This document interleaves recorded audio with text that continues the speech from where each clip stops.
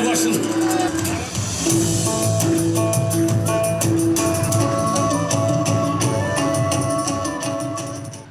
Урматтуу Жалал Абад облусунун тургундары, Кыргыз нефтегаз компаниясынын эмгек жамааты жана ардактуу ардагерлери, урматтуу мекендештер, бүгүн биз жамы журтубузду энергия, жылуулук жана күйүүчү май менен камсыздоого бар күч аракетин жумшап, ак кызматын кылып келаткан мунай газ тармагынын кызматкерлери менен бирге Жалал Абадтагы мунай иштетүүчү заводду модернизациялоого кадам таштап, мезгил кутусун салдык. Бул биздин мамлекетибиздин экономикасы үчүн маанилүү окуя. Мына ушундай жакшы саамалык менен кошо реконструкциядан өткөрүлгөн Нефтичи стадионунун ачылышына арналган салтанаттуу иш-чарада дагы чогулуп отурабыз.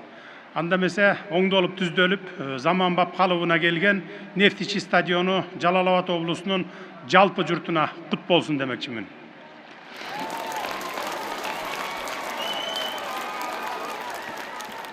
Алгач майрамдык маанай тартуулап жаткан Кыргыз нефтегаз ачык акционердик коому туурасында сөз кыла кетейин.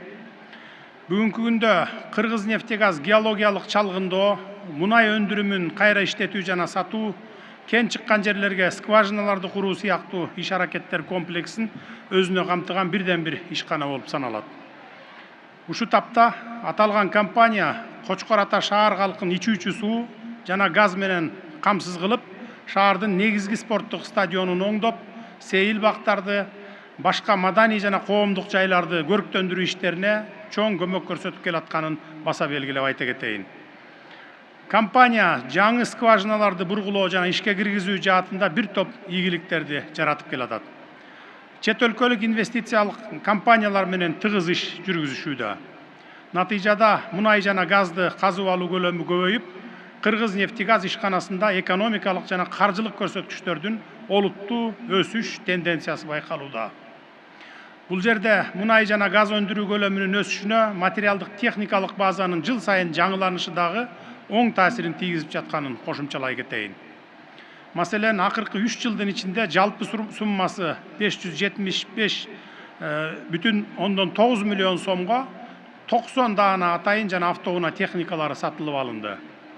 Ошентип, Кыргыз нефтегаз ачык акционердик коому акыркы жылдары чоң ийгиликтерди жаратууда. Компания өлкөнү энергоресурстар менен туруктуу камсыз кылуу менен гана чектелбестен, өндүрүштү модернизациялоого активдүү инвестиция жумшоодо. Бүгүнкү Жалал Абад шаарындагы мунай иштетүүчү заводду модернизациялоо боюнча жаңы долбоордун ишке кириши бул тармактын туруктуу өнүгүү жолунда баратканын далилдейт. Муну менен Кыргыз нефтегаздын тарыхында жаңы барак ачылды десек болот. Жалал Абадтагы мунайды иштетүүчү заводду модернизациялоо бул жөн гана техникалык жактан жаңылануу эмес, бул өлкөбүздүн экономикалык коопсуздугун чыңдоого багытталган стратегиялык кадам. Аталган долбоор бизге экологиялык жактан таза күйүүчү майлардын түрлөрүн өндүрүүгө, дүйнөлүк рынокто продукциябыздын атаандаштыкка жөндөмдүүлүгүн арттырууга жана жаңы жумуш орундарын түзүүгө мүмкүндүк берет. Кадырман калайык калк, Кыргыз нефтегаз акционердик коому спортчуларды, айрыкча футболчуларды ар тараптан колдоого алып, профессионалдуу футбол командасын түзүп, жаш футболчуларды даярдаган академияга чейин уюштурууга жетишти. Нефтичи футбол командасы өлкө чемпионатына тынымсыз катышып келишкенин жалпы кыргызстандыктар жакшы билесиздер. Жалал Абад облусуна болгон иш сапарымдын биринде Кыргыз нефтегаз акционердик коомунун балансындагы Нефтичи стадионун эл аралык стандарттарга шайкеш келтиргиле деген тапшырманы коюп кеттим элем. Себеби 1962 жылы курулуп иштетүүгө берилген бул стадион эл аралык талаптарга жооп бербей калган экен. Бүгүн мына оңдоп түзөө иштеринин жыйынтыгы менен салтанаттуу иш-чара өткөрүлүп жаткан жаркыраган стадионго күбө болуп жатабыз. Буюрса, эл аралык стандарттагы футбол талаасында машыгуу усунулаткан Нефтичи дагы жаңы бийиктиктерге жетерине ишенемин. Кымбаттуу спортчулар, жаңыртылган футбол талааңар кут болсун. Урматтуу өндүрүшчүлөр, мына ушундай жалпы журтубуз сүйүнө турган жетишкендиктердин баарына сиздердин талбаган эмгегиңиздердин, ак кызматыңыздардын аркасында жетип олтурабыз. Мен мунай өндүрүү тармагынын ардагерлерине ыраазычылык билдирип кетким келет. Тажрыйба деген тажрыйба, сиздер терең билимиңиздер менен мол тажрыйбаңыздардын аркасында өлкөбүздүн мунай газ өнөр жайын өнүктүрүүгө чоң салым кошуп келе жатасыздар.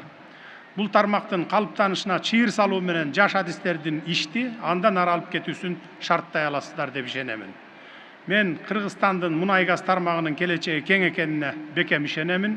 Мына бүгүнкүдөй өндүрүштү модернизациялоо, жаңы технологияларды киргизүү, жаңы кен байлыктарды изилдөө элибиздин жашоо турмуш деңгээлин жогорулатууга мыкты мүмкүндүк болорун баса белгилеп айта кетейин. Бүгүнкү заман бизден тынбай изденүүнү, билимди күнүгө байытууну, алдыны көрө билүүнү талап кылууда. Мындан улам мунай газ тармагында эмгектенгендердин баарын жаңыча ой жүгүртүүгө, кесипкөйлүгүңөрдү арттырууга чакырар элем.